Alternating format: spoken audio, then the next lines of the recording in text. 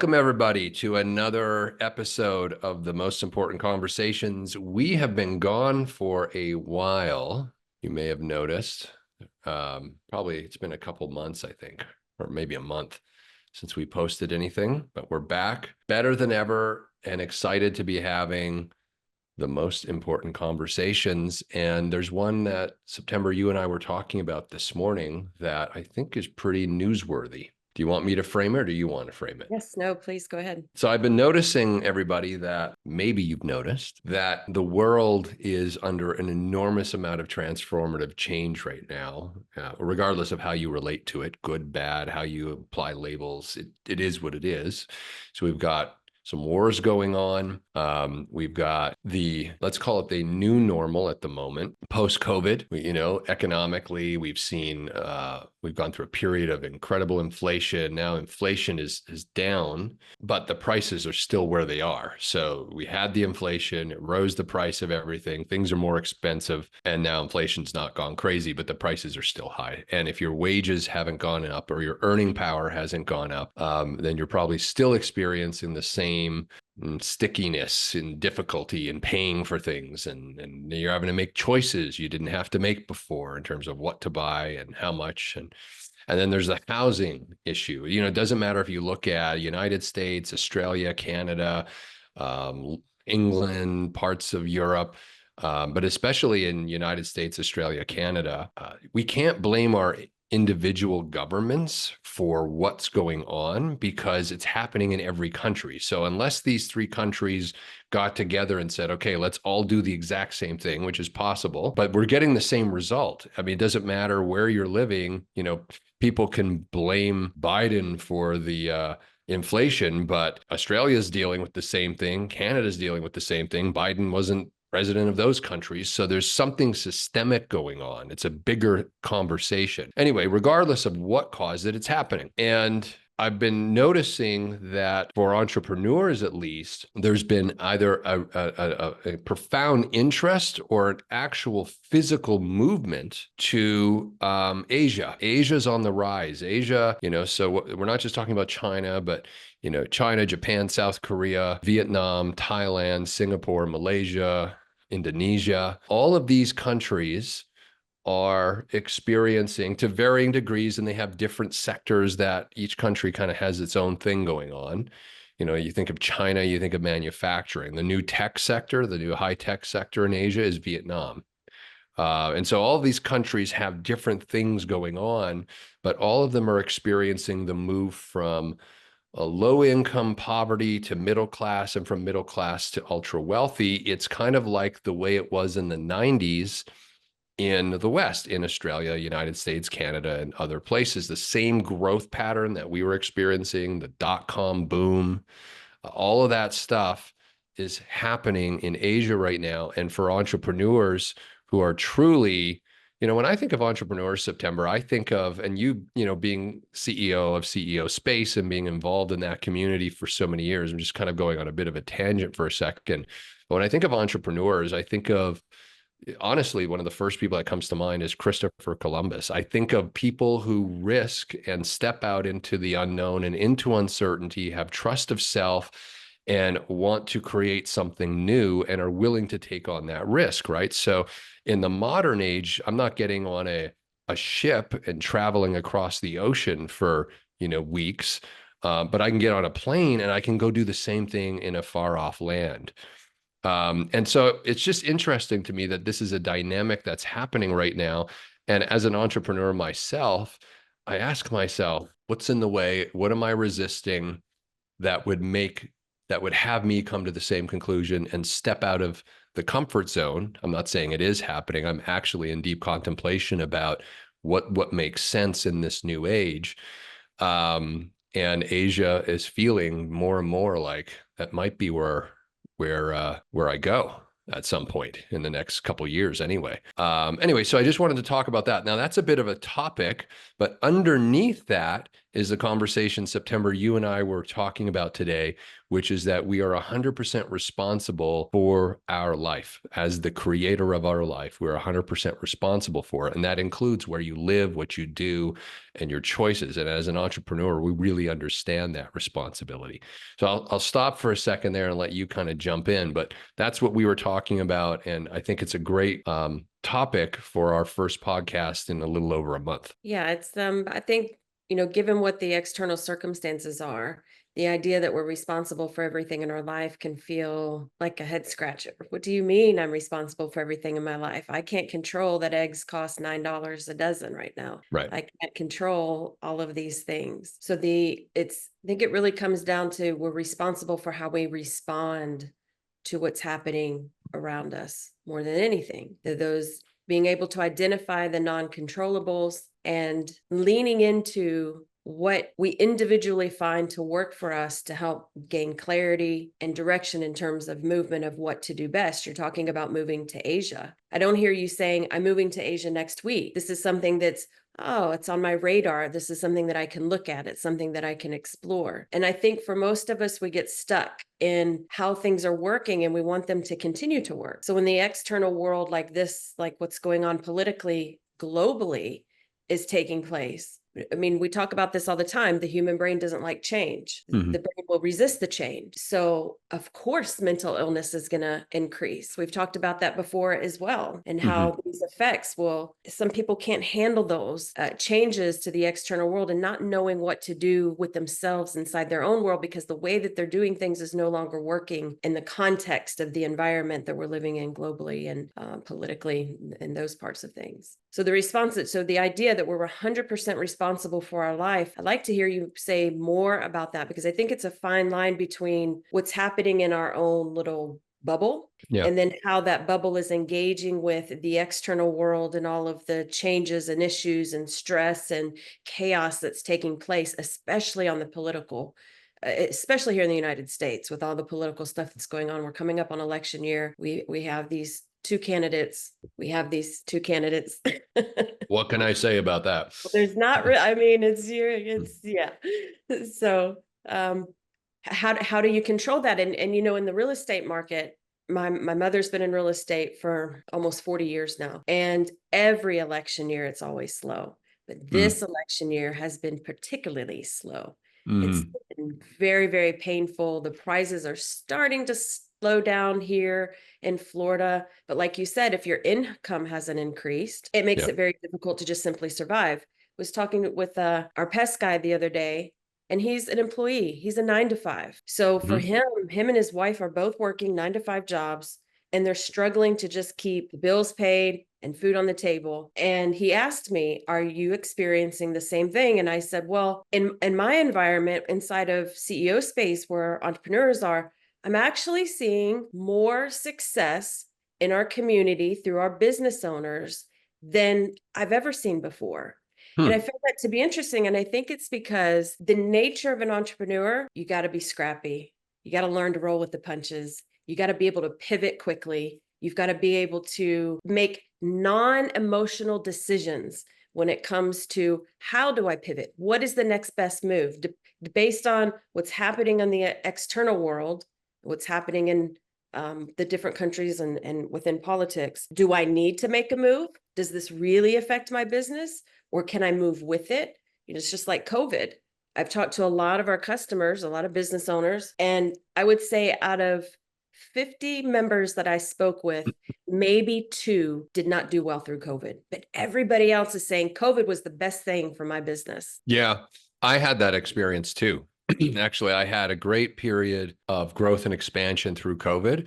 And post COVID, there's been a massive contraction. And it's caused me to rethink, or not that what I was doing was a problem, but see, it's like dating. We're always trying to align ourselves with the external circumstances. So coming back to your kind of bigger question about we're 100% responsible for our life, we can have a play on the words, which many of you have probably heard. But when we talk about being responsible, we talk about being response-able. I am able to respond. My ability to respond to the external circumstances, it doesn't mean I'm the cause of those circumstances, but my choices, whether I'm in a reaction, place of reactivity, versus being able to respond, those will produce vastly different results. To be response able means to be emotionally sober, to have that ability to feel our emotions, that ability to glean the wisdom from what our emotions are telling us,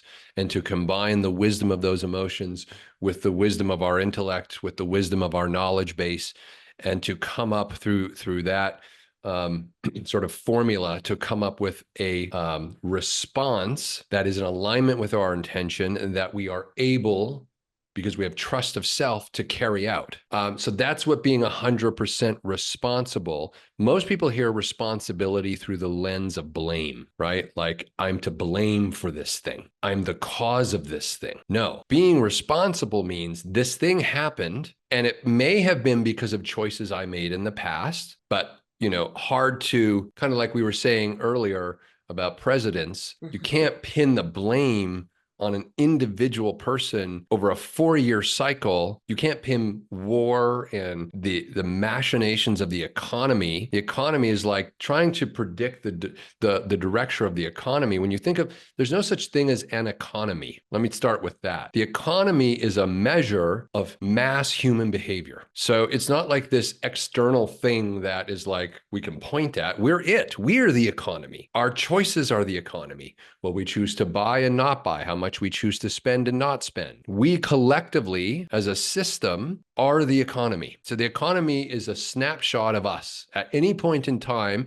it is measuring our buying behavior. That's it. You think Joe Biden is in my house telling me what to buy and how much to spend? And no. So he's not to blame for the economy. Yes, there are things that presidents can do, and in the case of the United States, the Federal Reserve, we can increase or lower interest rates. We can print or not print more money. Yes, those things are variables. They're ingredients in the system of the economy, but they don't single-handedly determine the economy. If they did, it would be so simple to just say, okay, let's do this, bang, economy's fixed. Like if it was a binary, then we could say, bang, the economy's fixed because I tweaked this one variable. But it's not like that.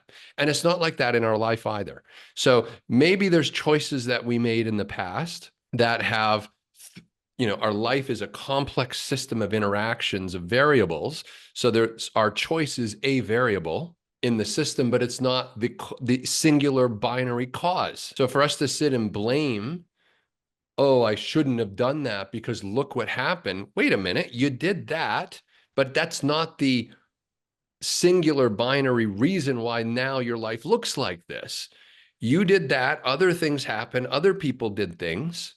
And as a complex system, we're talking about how a life evolves, or we're talking about how an economic system evolves. These are as complex as trying to predict weather patterns. I mean, really, they are. And the As a thing matter of about weather fact, patterns, go ahead. I want to pause you on that Yeah. for a moment. The weather is, I feel like that's something that we find our rhythm with weather, that it's an Yeah. uncontrollable. We don't know what's happening. We have a hurricane that's coming up the Florida coast here in the next couple of days, and you just prepare for it. You just take actions, you do what you need to do to prepare for it. And it's like the level of stress around that, at least in my own bubble, the level of stress around that is massively different than how I perceive what's going on in the political landscape, for example. And let me just say, I am not into politics. I couldn't tell you the first thing about politics, but because it's everywhere right now, and we just had the debates, which was not, oh, geez. Well, What can I Oh say man, about that? that was embarrassing. So, but I'm seeing more people react negatively, the stress level, the hostility, the anger, there's so much of that going on because of what's happening on this economic scale and this economic landscape and the political landscape. But then when we have to deal with the weather, it's like, it's just a thing. It's just a thing. Yeah. We're just move through it. If we got to board up, we got to board up. If we have to evacuate, we evacuate. You just take action. It's just not, it just doesn't have the same weight. But to me, there's so much similarity that it is an absolute 100% uncontrollable. I cannot So, control what's happening in the White House. Can't do it. Not even interested in doing it. right. Well, and even if you could, that alone isn't the whole system. That's just a Agreed. variable, Agreed.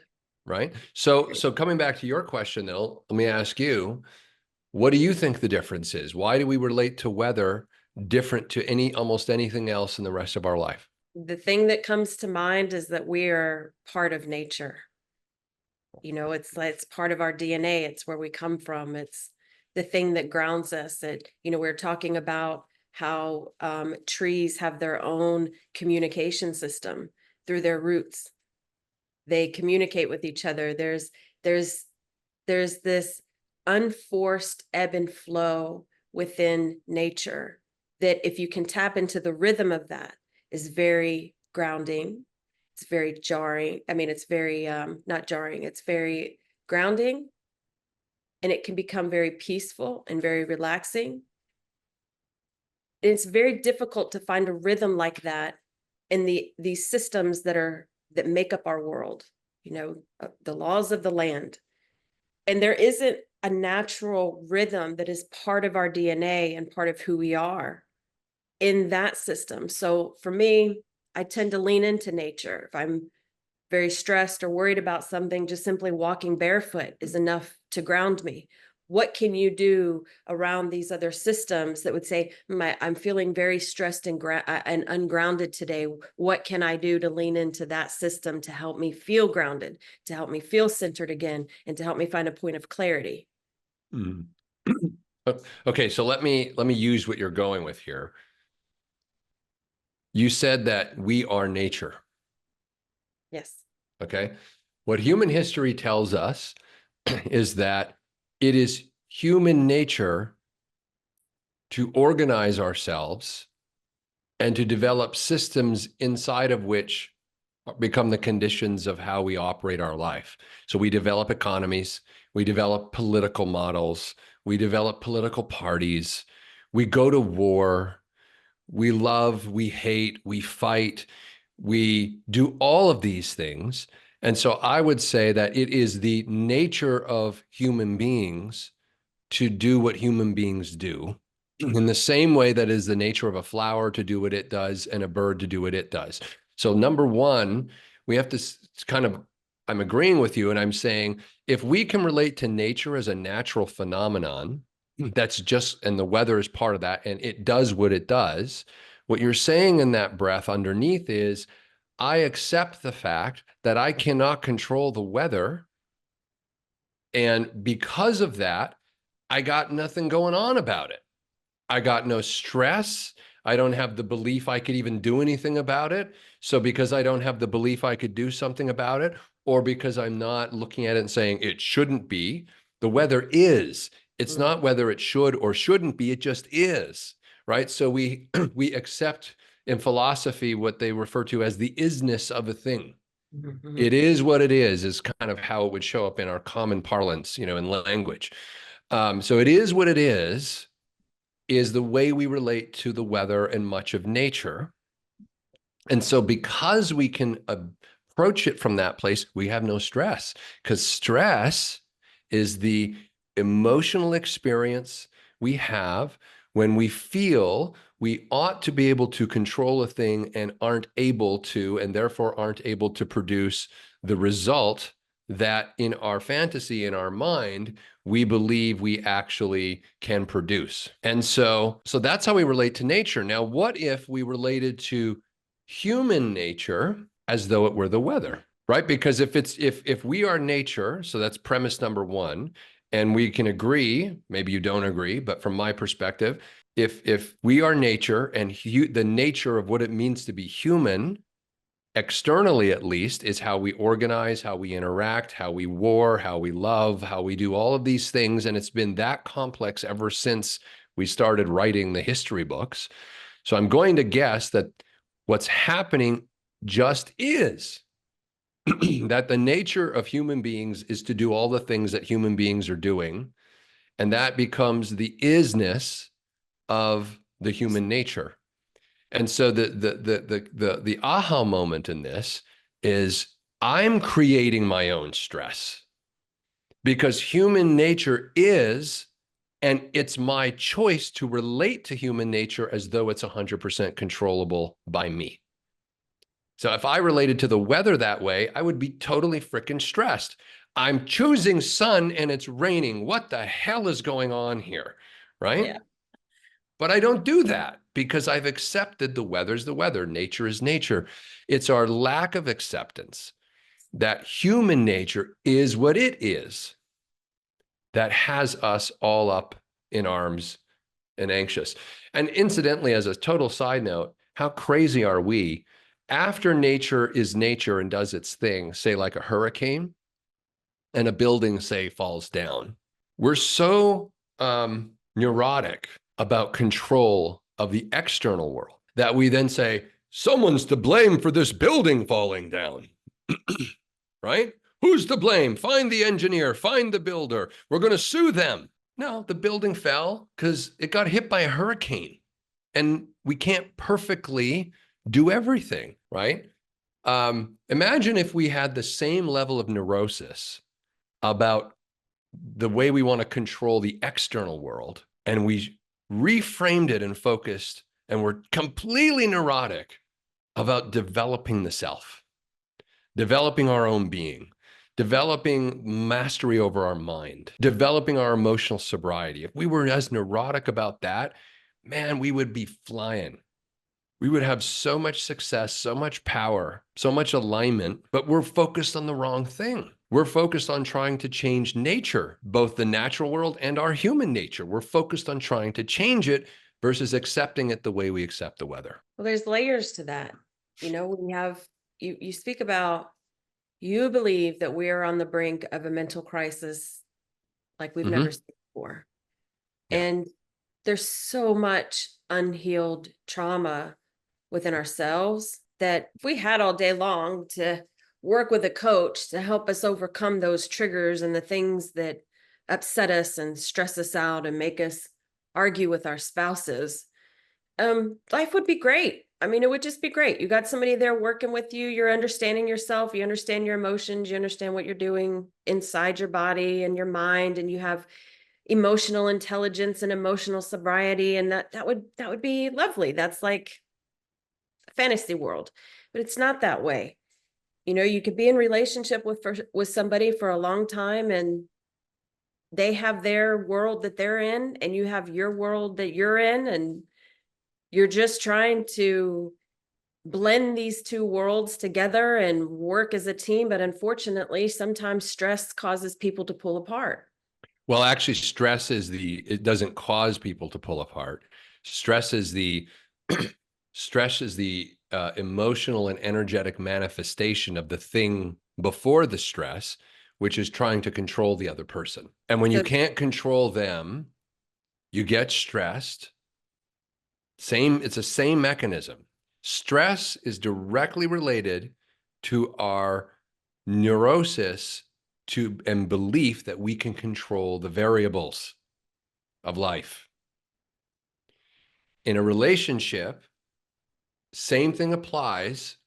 If we stop focusing on trying to control the other person and the variables of the relationship, and we focus on ourself, both people, and we start focusing on, who am I being?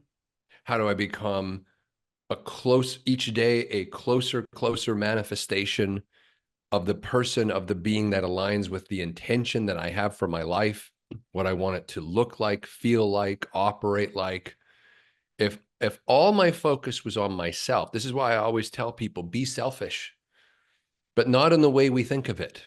mm, We think of selfishness usually as a place of, from coming from a place of depriving someone else of the thing that subconsciously we believe they expect and they are owed. And so we deprive it and we focus on ourselves, and we see that as sort of a scarcity thing. So I'm withholding love, I'm withholding energy, I'm withholding money, I'm being selfish. We see it as a negative thing. But if we flip it, I look at being selfish not as a withholding from someone, but on the inverse of filling my own cup, of focusing on myself so I can be the most aligned, most emotionally sober, most intentional, self-aware, powerful person with everyone, including the people in my relationships. So it's the same mechanism. The nature of your partner, if you're in a relationship, is the nature of them based on, yes, their life's history, their conditioning, all the things, right, have made them who they are. That's a complex system. The only reason we're on the verge of a mental health crisis, the likes of which we haven't seen before, is because we haven't addressed this fact, which is that everyone is still trying to control the variables of their outer world, and they can't. It's a losing battle. It's never happened in human history. It never will. So it's like the weather. Stop trying. Focus on controlling you. Who are you being? What is your intention? How emotionally sober are you? How self-aware are you? And what actions are you taking in your life to continue to nudge yourself towards the highest iteration and version of yourself? And if your partner doesn't like that, the fact that you're focused on becoming that person, then you might want to look at whether or not that relationship is aligned with what you're up to. I would want to be in a relationship where both people were cheering on each of them becoming the best and highest version of themselves, period, and not trying to control the other person. You see, it's a total flip, but we have stress because we try to control something and it doesn't go the way we want to. And by the way, it never will. Yes, yes, yes. Hence the conversation about goals and how setting goals is kind of counterproductive. It doesn't, I mean, I hear you say this all the time too, that you cannot control the variables around a goal or intention, No, but you can control how you react or respond to them. right. And it's the slowing down process, going back to the topic today of being 100% responsible for all that is in our life. I would say that's the key, Yeah. is being mindful of, okay, stop, slow down. What are you feeling? And don't react to that feeling, but to understand it, to understand yourself better, and then respond from a place of clarity. It's so much easier said than done. It's so Yeah. much easier said than done. It's such a practice, and you've really got to be surrounded by people who are practicing the same thing. Being in a community of people that are like-minded, that want to grow that way, to be able to be vulnerable in the sharing of experiences of how we're growing or grappling with this idea of how can I take more responsibility of my own behavior and my own actions, my own reactions, my own words. Oh, fuck, it's very difficult. It can be Well, and very. this is why people don't do it, because remember, the two subconscious drivers of human behavior, the avoidance of discomfort, the avoidance of effort. That's the default. Avoid the discomfort, avoid the effort. So what does it mean? We're going to seek out the comfortable and the easy. Even if the thing we're told won't help us, if it's easy, our mind convinces us this is the best solution, because the operating system is comfort, seek out easy. If your whole life's uh, choices are driven subconsciously by that which is comfortable and that which is easy, the avoidance of discomfort, the avoidance of effort, then of course I'm just going to take the diet pill or the diet shot. And even though the evidence is out there, it's not the absolute solution for me.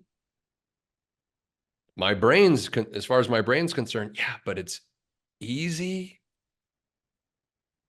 And because it's easy, you're going to be more comfortable. And listen, it's not comfortable going for a run. It's not comfortable having to be super intentional about what you eat, what the ingredients are. That level of detail takes effort. So no one wants to do it. You know, we have in the United States, 50, I heard this the other day, 50% of children under 18 are overweight or obese. 50%. I think it was just under 80% of adults are overweight or obese. Now, this is a food system crisis.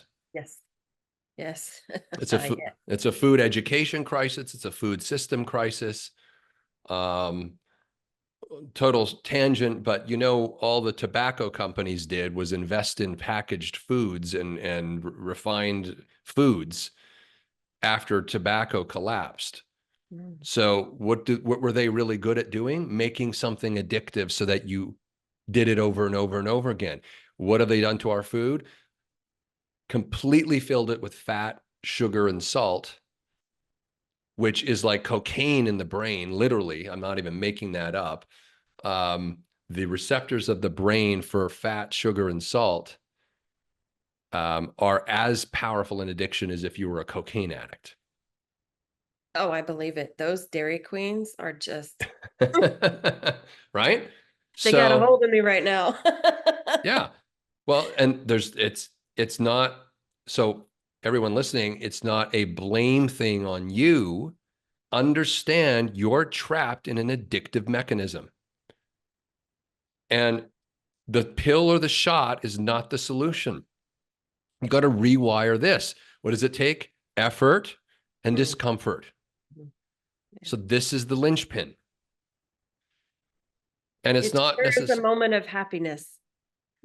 when It you have gives you the a ice moment of cream. happiness when you have the thing that you know you should not be having. When I was younger, I had no problem coming off of sugar. I'd be like, I'm done with sugar. And I wouldn't eat it for months, years. There was a Yeah. period where I had no sugar. And then just as the circumstances of my life has changed, I find that I'm leaning into those things as comfort. And as I'm doing it, it's like the devil and the angel, one Yeah. side of Yeah. it is going, now September, you should not be having this. You need to lose a little bit of weight. And the other Yeah. side is, yes, but it feels so good right now and it's making me happy right now and I just need a Mm-hmm. moment of happiness just right here. Mm-hmm. So those Mm-hmm. little small vanilla Dairy Queen cones does Yeah. deliver a moment of happiness.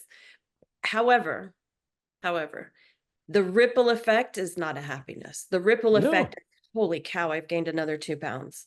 Oh my Yeah. God, I don't like the way my body feels. Oh my gosh, my joints are hurting. Oh, I'm not sleeping very well. I Yeah. got foggy brain, all this. So there's a ripple effect of it, but it's interesting how we'll just naturally go to the instant gratification. Yeah. Well, because, and this is incidentally why we have a climate change crisis, is because that's such a long tail complex system. Mm. And when we're in our avoidance of effort, avoidance of discomfort, immediate brain, thinking about 20, 30 years from now is like, ah. And so it's easy to conclude must not be true. Right? See, it all comes down to this easy Mm. discomfort thing. Um, so we're going to do something with TMIC that I'm going to invite everyone to join us and pay attention to. I decided it this morning. This is just how I just wake up and say, oh, this is what I'm doing. Like I can be very, and in the background, I may have been sort of working through, but so I woke up this morning and so I've just got to put it together now. So there's a gentleman we're going to interview on this podcast by the name of Doug Evans. Okay. Doug Evans, very interesting, successful entrepreneur, very successful. Was hanging out with Steve Jobs and that crew for a while there, built a tech company. He'll tell his story. But what he's known for today is he's the sprout man. Yeah, So I heard of him. yeah, Yeah. so he wrote the Sprout book. He moved to Joshua Tree Park many years ago, built a estate there. He's got, several homes and on an estate land, hundreds of acres that he bought. When he was there, he realized he's still there, but when he first moved there, he realized, oh my gosh, I'm not only in a desert, and you'll hear him tell this story, I'm in a water desert, like I'm in a food desert because there's no water and there's no place around where he was living to go get healthy food. And brilliant man, he will go into the details of how he arrived at, and he's, I think it was Johns Hopkins that he worked with, but he worked with some leading research bodies to study and create a program for people to be able to grow their own sprouts. That's what he eats. Every day, he eats fruit, tons of fruit, and sprout salads. And that's it. Mm. Now, he goes into why sprouts, and it makes perfect sense. There's like 10 times the nutrients. So if you're thinking of, say, broccoli, the broccoli sprouts have 10 times the nutrients as the broccoli when it's fully grown. Mm. Mhm. And it makes sense because the sprout has to contain all of the DNA, all of the phytonutrients, all of the power to become the broccoli. Now, sprouts are a bad business in terms of like why aren't more people doing this and why can't you find a lot of these different varieties Yeah. of, because everything starts as a sprout if it's a vegetable or a fruit. Everything. Yeah. Um, like when I was talking to him the other day, he was like, think of, the oak tree.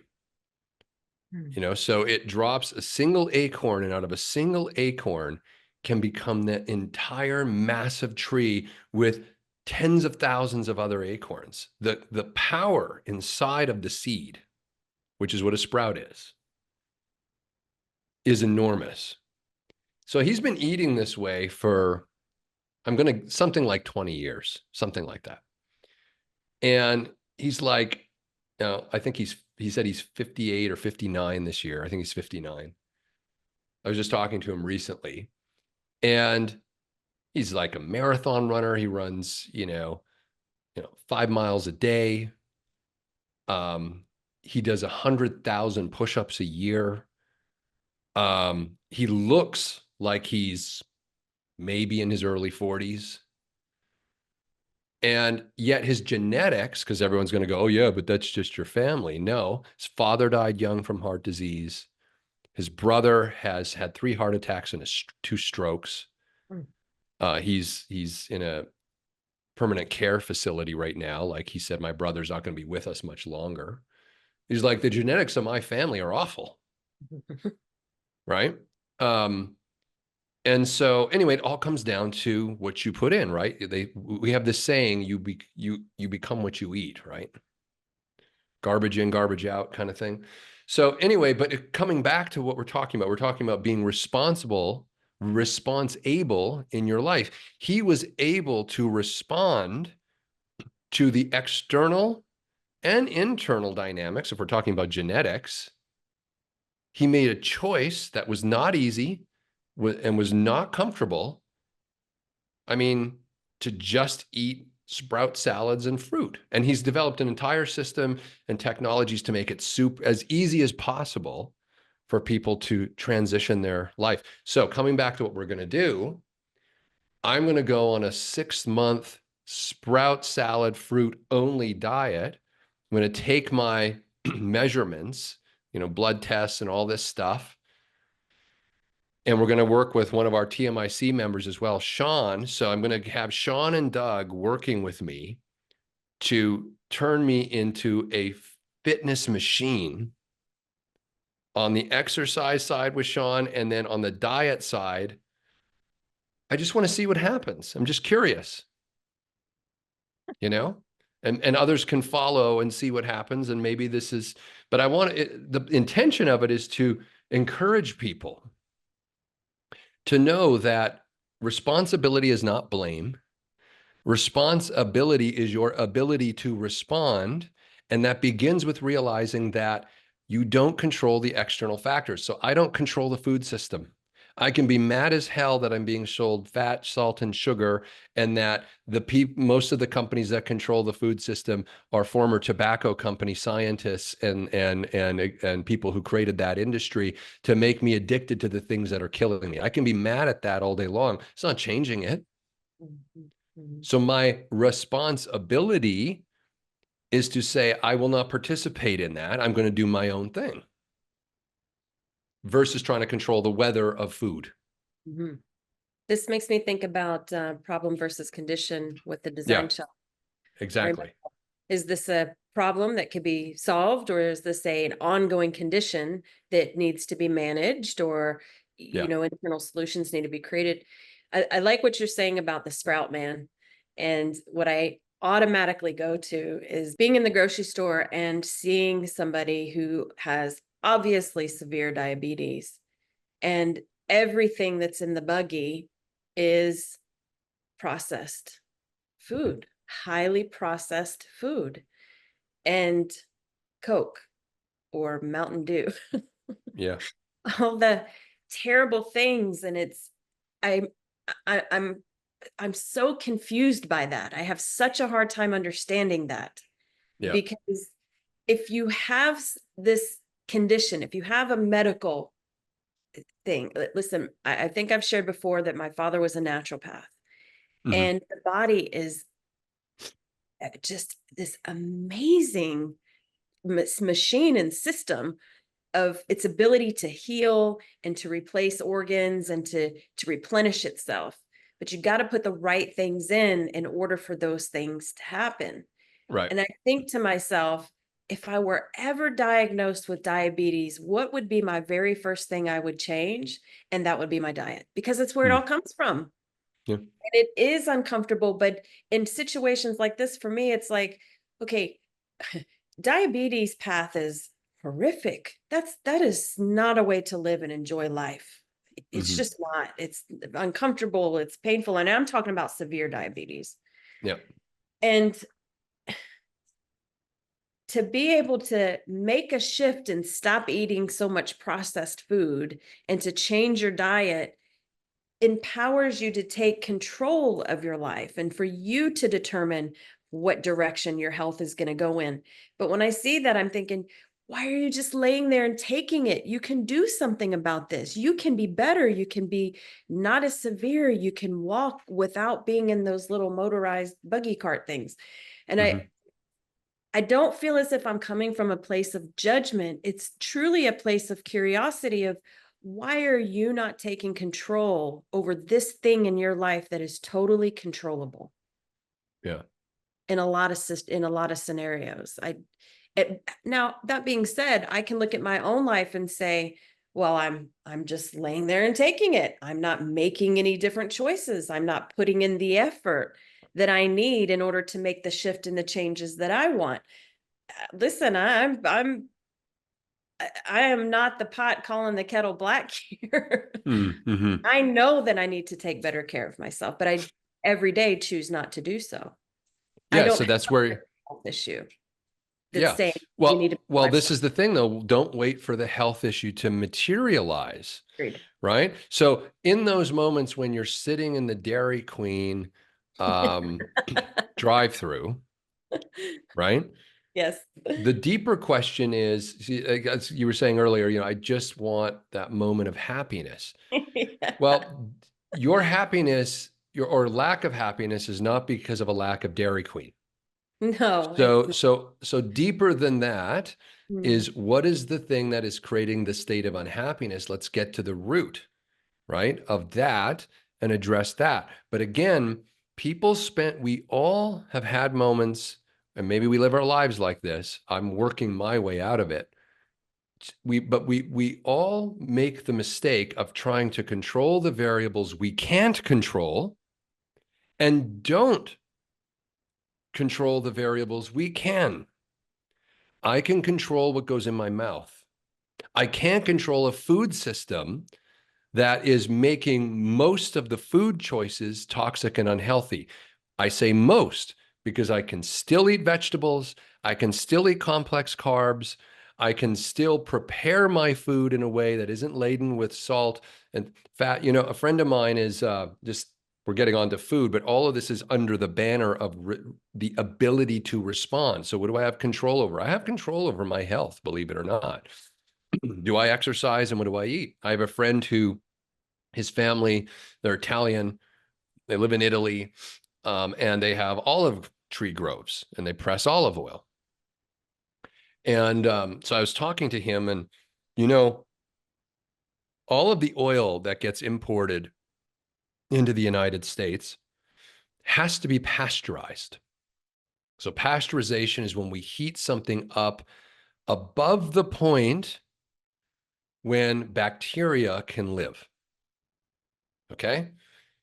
So bacteria is a living thing. We want to kill it. What other living things have we just killed by pasteurizing this oil?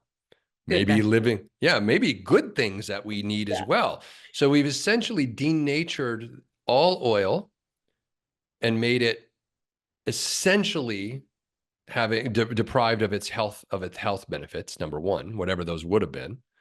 Number two, we've made it rancid, because as soon as you denature it, the molecules in the oil change and they become inflammatory oxidized molecules. So when you're pouring this stuff on your food or you're cooking with it, incidentally, when you're cooking it, you're double denaturing it.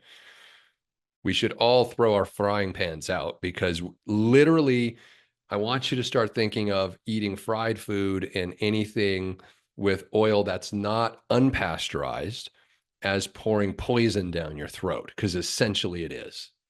And when it gets into your bloodstream, it creates a cytokine response, which is your body's response trying to handle all of the inflammation you've just started with these oxidized chemicals, right? So my friend and I are talking about this, and he's like astonished that I know all of this stuff, because I'm like, oh, I get it. You want to bring in unpasteurized olive oil, but you legally can't sell it. So all the best he can do is just bring it in for his own personal use, hand it out to friends, you know, as a gift or whatever. But that's all they can do, because they can't get it on supermarket shelves or do anything with it. So he gave me some of his. I am telling you, I have never had olive oil so rich in flavor. The color was like gold, but you could taste it, like really taste it, you know? And I don't eat with a lot of oil anyway, but I wanted to taste his and I wanted to compare it, right? And so, but that's just another example. So we have this food system and we have all these food laws that, you know, if we go back in history, you know, pasteurization as an example came from a good place. You know, we pasteurize milk, we pasteurize all of these things, but we're also killing the health benefits. So you're better off just not drinking it, quite frankly, or eating it. But you go to places that don't have pasteurization laws, like in Greece and in Italy and other places like that, where you can get raw whole milk. If you drink milk, I don't. But you can get unpasteurized olive oil. You can get stuff. It's like as nature intended it, right? And but again, that's a choice. It takes effort. You got to do the research. Like everything I just spouted off in the last 2 or 3 minutes, I put the effort in to research and understand how does the body work at a molecular level, because that's what makes the organs and the tissues and everything that I am. So it's understanding at the cell level, you know, I'll say two other things. What's the difference between calorie dense food and nutrient dense food? Most people probably haven't even heard of nutrient dense food. So what we have in our food system, real simple, is we eat way more calories than we need from refined foods. Predominantly refined foods is what, you know, as a culture we're depending on now. We eat way more calories than we need because it's so nutrient deficient. Why is it nutrient deficient? Because it's refined. In the refining process, we have taken all the nutrients out of the food, or virtually all of the nutrients. So for our body at a cellular level, to get the nutrient we need, we have to eat 2, 3, 4, 5 times the amount of food calorically to get the nutrient density level where it needs to be. But we've also made ourselves overweight and obese in the process because we've taken in too much energy. Calories are just energy, right? So if you flip it, what we want is high nutrient dense food, low calorie. But you can't just focus on one without the other. You know, these low calorie diets, okay, I'm going to eat less refined food. Well, all you've done is crash the level of nutrients in your body to nothing. And if you're eating the amount of food you need to eat to get your nutrients level at the minimum, you've eaten way too much in the refined food system. So it's inversed. So what I'm talking about with the sprout thing and all of that is high nutrient density, low energy, caloric energy intake. And I don't mean low in a bad way, but the level that my body actually needs to be in its homeostatic state. Okay, so sorry for the science lesson, but I want everyone to get healthy because you are able to respond if you have, they say knowledge is power for a reason. If you have information and you turn that information into knowledge, which is the applied form of information, the embodied form of information, then you can transform yourself. But that takes effort and it's not comfortable. Yes, the effort.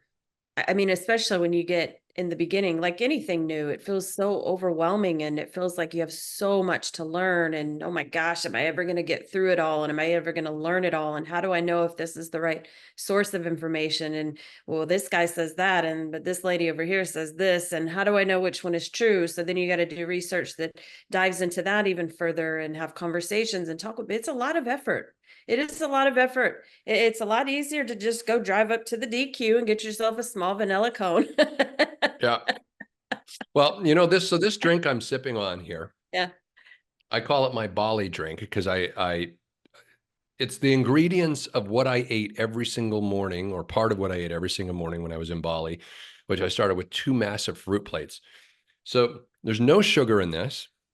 It's unsweetened organic almond milk with blended watermelon, dragon fruit, mango, and passion fruit.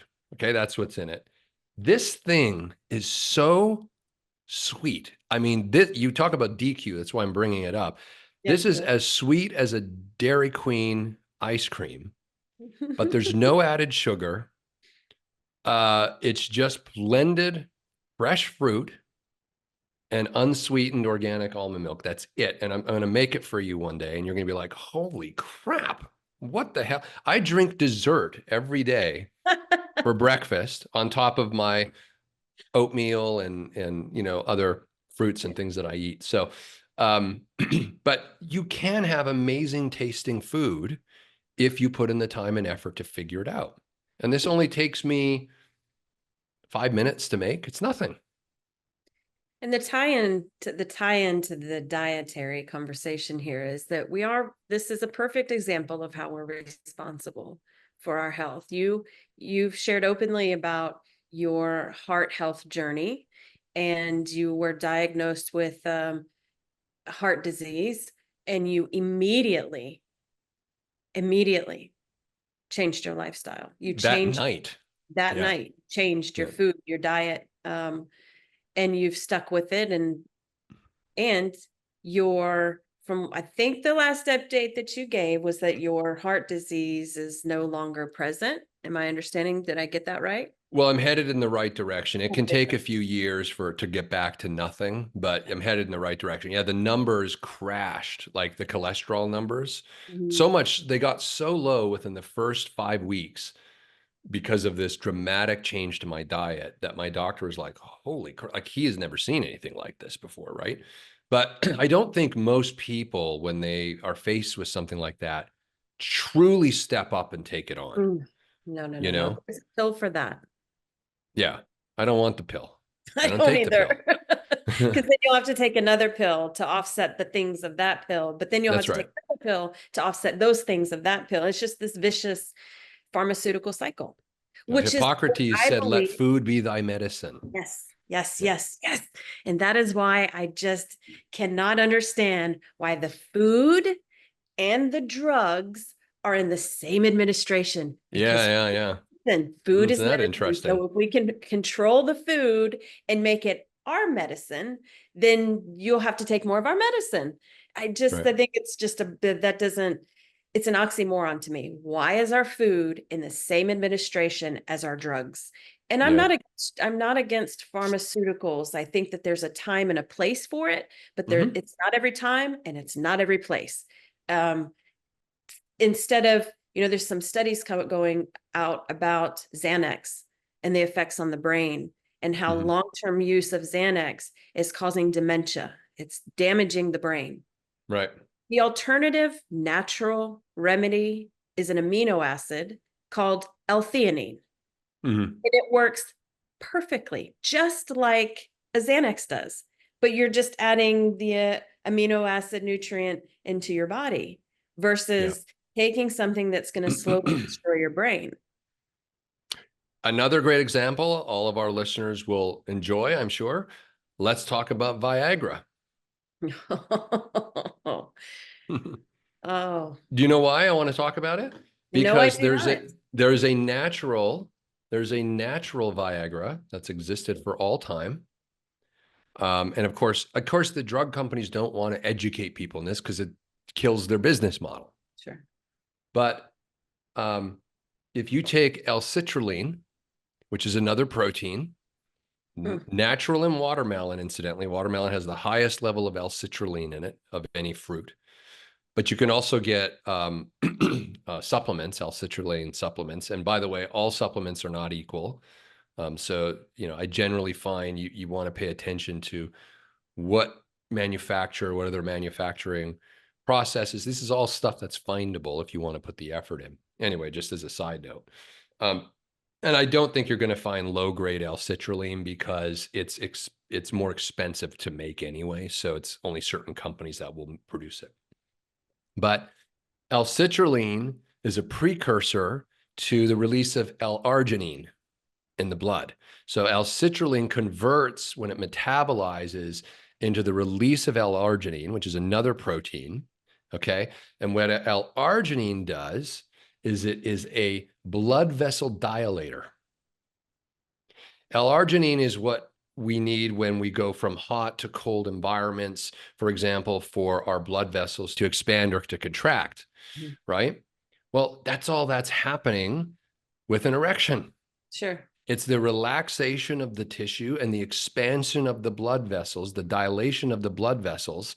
So those of you wasting your money on on Viagra, which is a pharmaceutical, just go eat a quarter watermelon every day, or go get yourself some L-citrulline supplementation and throw it in a vegan, organic vegan protein shake or something. Like, all of these things are accessible, this information and these choices, but it's the effort and the discomfort of getting there that is, and then all we do is blame other people for our circumstances when we haven't put the effort in and taken the discomforting steps, the uncomfortable steps to change ourselves.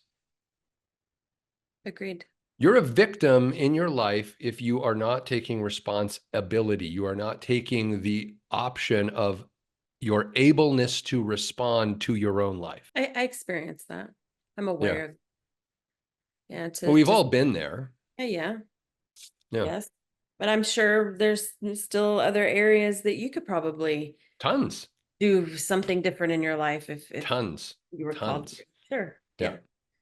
I am There's, called to, and I'm wrestling through some of it every single day. I'm putting in the effort and I'm going through the discomfort of how do I improve this aspect? How I improve this? So when we talk about whole life architecture and TMIC, a house doesn't go up in a day. Your life doesn't go up because you attended a conference or a workshop, doesn't transform. You have to you have to dismantle your conditioned house, your life, and then nail by nail, board by board, build it back up from your own intention. That's what we teach in whole life architecture. And I bring it up because something you said a few minutes ago, you were saying how difficult it is for people around the effort and the discomfort piece, because a lot of people think they have to do this alone. Well, we don't have to do this alone. This is why we created TMIC and whole life architectures, to create a community of people who are saying, I want to live better. I want to live healthy. I want to be empowered. I want to make more money. I want to have a better relationship. I want all these things in my life, but I've failed over and over and over and over again to do it on my own. And we understand that. I always say self-help is bullshit. It's a misnomer. You can't help yourself. None of us can. And that doesn't make you weak, and it doesn't make you a victim. Our brains are dead set against any kind of change in our life, period, end of story, and will do everything to keep us in the Dairy Queen line.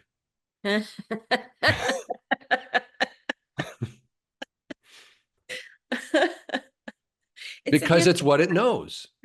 Yes, yes, yes. I agree. I So agree. by And joining our community, mhm. you're giving yourself, you're already 50%, just by joining whole life architecture, you're already 50% on your way to a new you, because the community will not let you down. You're going to let yourself down. I'm going to let myself down every single day of the week, because our brain's like, do not change. This is why heart attack patients, less than 10% of them who've had a heart attack, make any change whatsoever. Nothing. They change nothing. Less than 10%.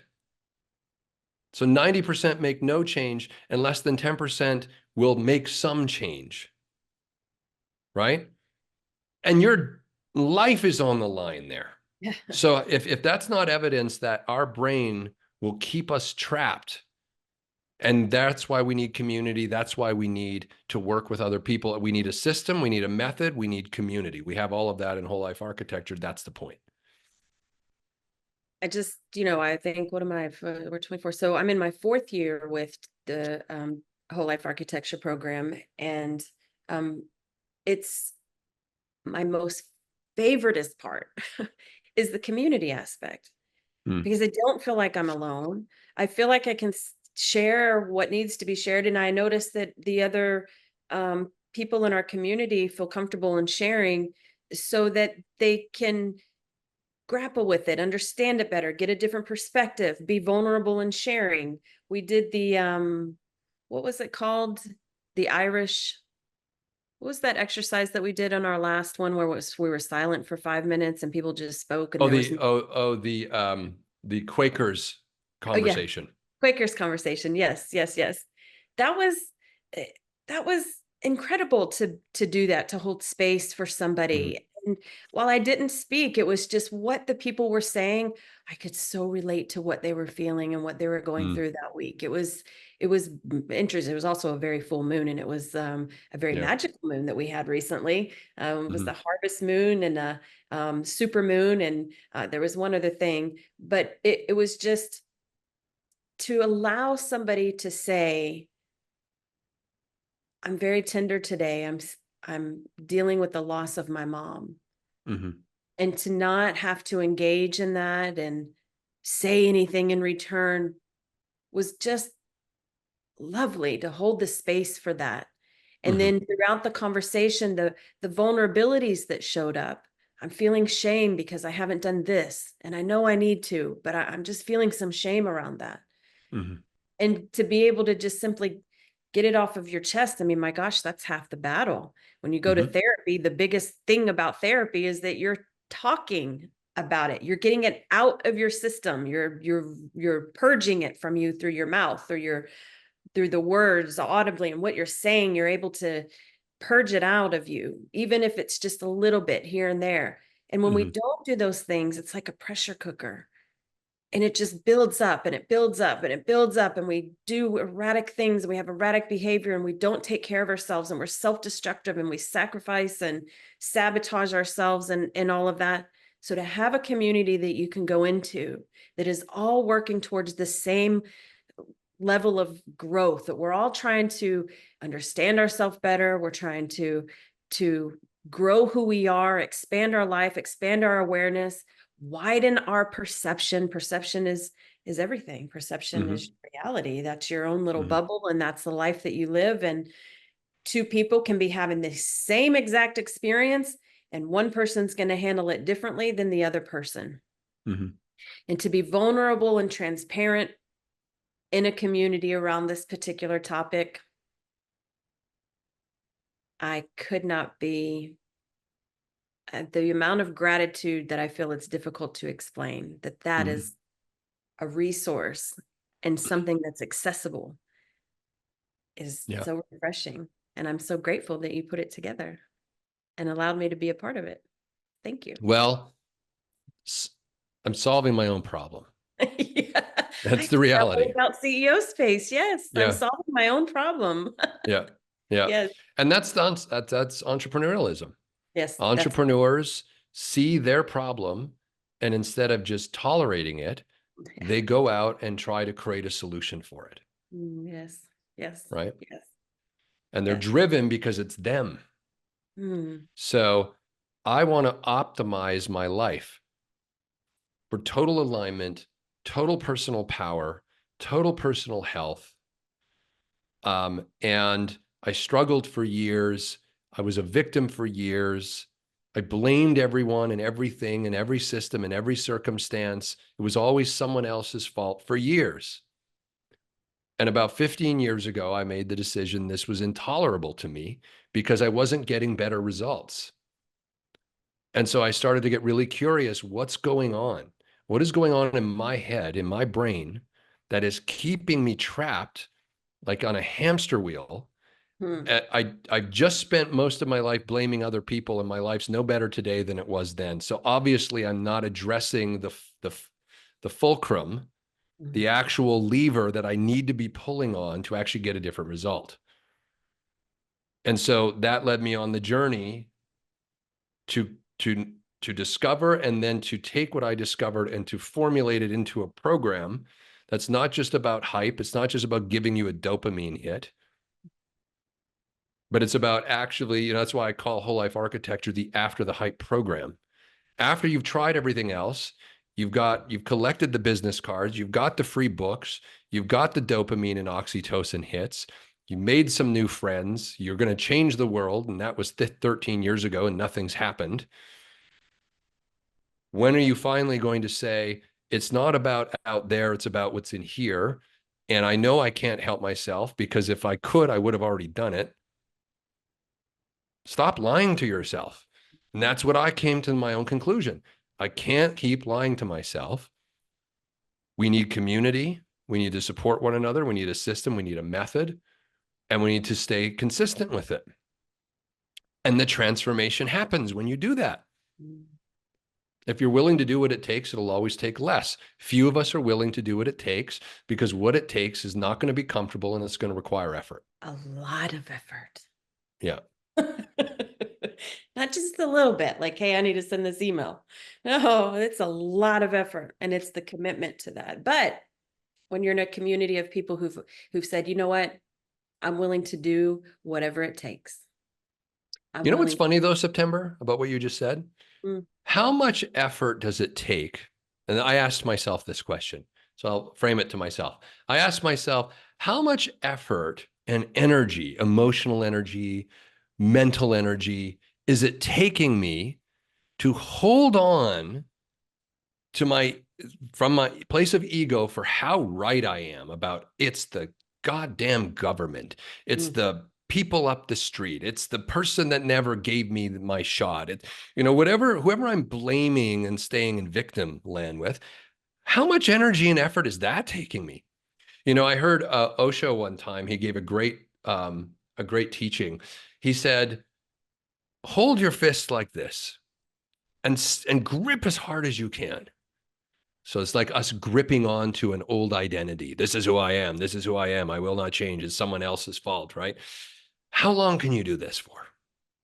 It takes way more energy to hold on to and be trapped in what you're right about, right in air quotes, than to just let go, surrender, and redirect that energy. I promise you'll take It'll take less energy, less effort, and be less uncomfortable if you start to bring your life into alignment. Yes, there's some new effort that has to be redirected. It's not effortless, but you'll use way less effort than you've used already for decades, gripping onto this identity that is keeping you small, trapped, weak, broke, unhealthy. It makes me think of procrastination and how we humans will put off doing the thing and dreading the thing longer than it takes to just simply do the thing. Yeah, Just do the exactly. thing. It takes you 10 minutes to do so, but you've been, we humans have complained about it for a week and a half before we actually do it. Yeah, Like, that's a lot of wasted energy. yeah. That's a lot of wasted energy. Well, it's because of what we project onto, what's it going to take? And once I do Yeah. it, then what's going to happen? And it's the thing I talk about all the time, the Mark Twain quote, my life was filled with all kinds of awful things that never happened. This is a great conversation to Yeah. kick off our reconnection after all of the time that we've been apart. And I appreciate the conversation. This is insightful as always. Yeah, likewise. So for those of you watching and listening, as we wrap up today, we're going to be we're going to be consistent again. So tune in, and go check out tmicglobal.com, Whole Life Architecture. If anything we said interested you, sign up for Whole Life Architecture, join our community. And yeah, it's going to take effort. It's not going to be comfortable. We have a promotional period that we're in right now for 2024 and 2025 to lower the bar and get as many people in as possible. So it's less costly now than it will be in once we get out of 2025. And don't procrastinate. Don't say, okay, well, I'll just wait till September 2025. If this spoke to you today, get in now. And we're going to grandfather people in at the current price point, as long as you don't stop and drop out, because this is not a program, just to be clear, that you're going to do for 2 months and then your life's changed. It doesn't work that way. This is a community that is an ongoing, consistent community of people this is just part of the journey now. If you want to live a life that is thriving and successful and healthy and happy, you have to stop blaming your external world, stop blaming the weather, stop trying to control the weather, and focus inward and start taking your ability to respond to life applied to you, applied to your choices. And if you ever stop doing that, your conditioning will rush back in. Buckminster Fuller said that environment is more powerful than willpower. So the environment of our culture, our food culture, our relationship culture, our political culture, our economic culture, all of this that's external to us as individuals is more powerful than our willpower. That's why we do this in community, because I alone cannot help myself. My willpower cannot go up against the environment, the system, the structure, the matrix. So join us. Yeah. Being in my 4th year, it absolutely feels like a lifestyle community. It's a lifestyle community. It becomes a lifestyle. It becomes the way that you operate and experience the world. Definitely. It's not just a program to pop in and out of. And there's lots of them, and they're great. They're great. Yeah. There's a lot of great programs out there. This is not that. Yeah, definitely. Yeah, I would encourage everyone who needs a little inspiration and motivation. You can go to Tony Robbins, you can go to all those. You're going to be inspired and motivated with us as well. But go get your inspiration, motivation somewhere else, and then come to Whole Life Architecture. If you're not already inspired and motivated by this conversation, then come to Whole Life Architecture after you activate that inspiration and motivation, because we do deep work over here.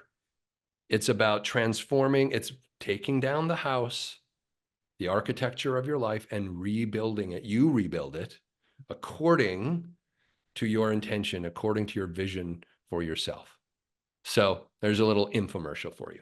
Okay, we'll see you all next time on the most important conversation. September, as always, it's been a pleasure. This was probably one of our best ones, and I feel revitalized. So looking forward to the next one. And see you, everybody. Enjoy your day, and we'll talk to you next time. That concludes this episode of The Most Important Conversations. This in-depth conversation could set you on the path to self-improvement, which is essential if you want to be an effective leader and take meaningful action in your life. If you enjoyed this episode and want more of these stimulating discussions, you can find them at TMICglobal.com. Remember, the world is at a crossroads right now. You can't afford to waste this opportunity to take charge of your life, build meaningful relationships with others, and co-create a brighter tomorrow. Thank you for listening. See you on the next one.